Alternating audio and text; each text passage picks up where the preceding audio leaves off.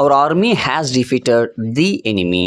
Our army subject has defeated verb the enemy object வரணும். First rule நமக்கு object to subject. இப்போ என்ன பண்ணிக்கணும், the enemy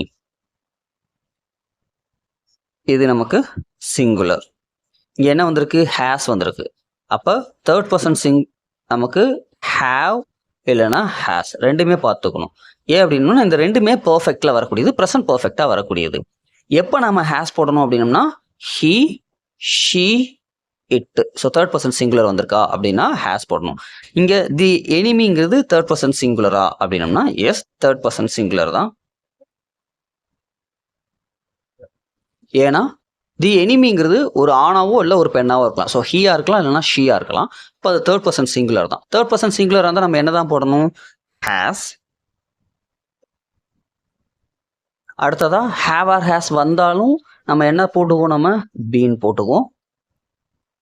ஹேவ் ஹேஸ் பக்கத்தில் எப்போவுமே V3 தான் இருக்கும். அதனால டிஃபீட் எடுக்கிறது என்ன செஞ்சுக்கலாம், அப்படியே போட்டுக்கலாம். அடுத்த ரூல் பை.